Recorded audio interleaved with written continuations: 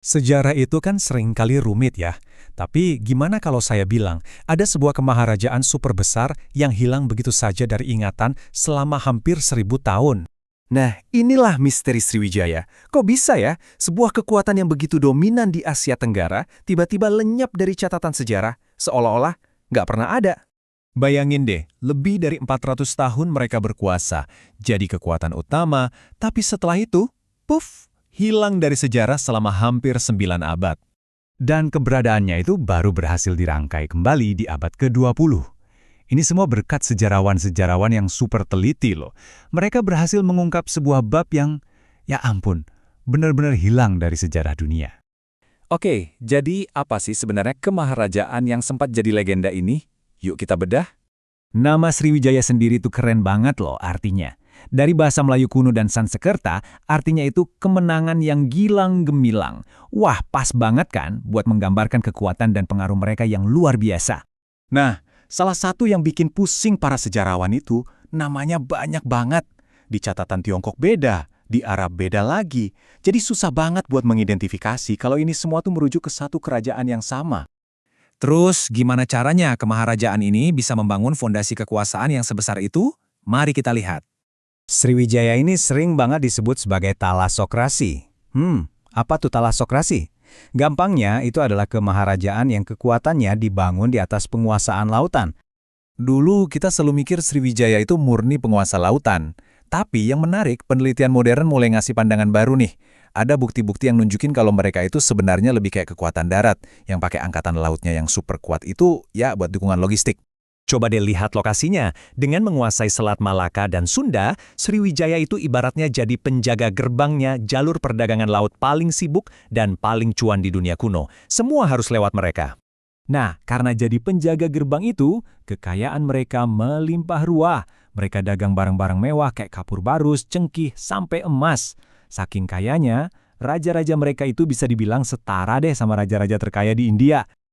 Tapi tunggu dulu, Sriwijaya itu bukan cuma soal duit dan kekuasaan. Mereka juga jadi pusat pembelajaran dan agama yang disegani di seluruh dunia. Ini gila sih. Pada masa jayanya, di ibu kota Sriwijaya itu ada lebih dari 1000 biksu dan sarjana Buddha yang belajar di sana. Ini menjadikannya salah satu pusat studi Buddha paling penting di luar India. Luar biasa kan? Reputasinya itu udah mendunia banget. Sampai-sampai, seorang peziarah Buddha terkenal dari Tiongkok, Itzing, menyarankan gini, kalau mau ke India, mending tinggal dulu deh di sini setahun 2 tahun. Dalam ilmunya, baru lanjut. Keren banget kan pengakuannya? Dan dari sinilah ajaran Buddha Vajrayana beserta budayanya menyebar luas ke seluruh penjuru kepulauan Melayu. Pengaruhnya benar-benar terasa. Tapi, ada satu misteri besar yang belum terpecahkan. Walaupun perannya sepenting itu, sampai sekarang para ahli sejarah masih berdebat. Di mana sih lokasi pasti ibu kotanya? Palembang, Jambi, atau bahkan di Thailand? Ini masih jadi PR besar buat para arkeolog. Oke, pertanyaannya sekarang, kalau Sriwijaya sekuat dan sehebat itu, kok bisa runtuh sih? Jadi, proses keruntuhannya itu dimulai dari persaingan sengit dengan kerajaan Medang dari Jawa. Mereka saling serang, saling balas. Tapi pukulan telaknya yang benar-benar fatal datang di tahun 1025. Kaisar Rajendra Chola I dari India Selatan melancarkan invasi laut besar-besaran. Serangan ini bisa dibilang jadi awal dari akhir dominasi Sriwijaya. Buktinya ada di prasasti yang ditinggalkan oleh Chola. Di situ tertulis daftar wilayah yang mereka taklukkan. Dari situ kita bisa lihat skala kemenangannya itu, wow, luas banget, mencakup semenanjung Melayu dan Sumatera. Bahkan Raja terakhir Sriwijaya, Sang Rama Vijayo Tunggawarman, berhasil ditangkap. Dan semua kekayaan kerajaan dijarah habis. Invasi ini benar-benar menghancurkan kekuatan Sriwijaya. Kerajaan jadi terpecah belah, dan sayangnya nggak pernah bisa bangkit kembali ke masa jayanya.